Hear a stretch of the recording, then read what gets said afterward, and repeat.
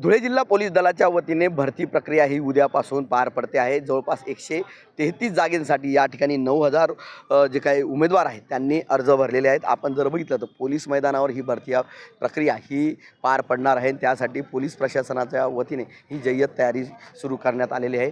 5 विविध प्रकारचे इव्हेंट या ठिकाणी राहणार आहेत। त्यात गोळाफेक असेल, 100 मीटर असेल, त्याचबरोबर 800 मीटर आणि त्याचबरोबर मग इतर इव्हेंट या ठिकाणी घेण्यात येणार आहे। आणि संपूर्ण महाराष्ट्रातून जवळपास 9000 या उमेदवारांनी या ठिकाणी भरती प्रक्रियेसाठी अर्ज केलेले आहेत।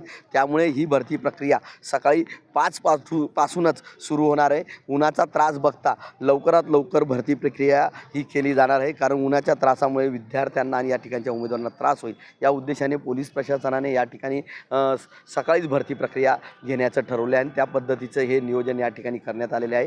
विशेष म्हणजे या ठिकाणी CCTV कॅमेरे देखील प्रत्येक इव्हेंटच्या ठिकाणी लावण्यात आलेले आहे, जेणेकरून कुठल्याही उमेदवाराला काही शंका असल्यास त्याची शंका निरसन करण्यासाठी इथे CCTV कॅमेऱ्यांचं नियोजन करण्यात आलेलं आहे आणि तगडा बंदोबस्त देखील या ठिकाणी लावण्यात आलेला आहे।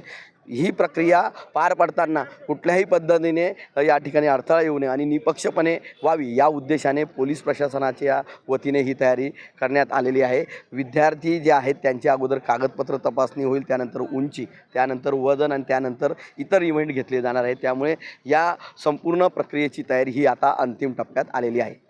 मनीष मासोळे, TV9 मराठी, धुळे।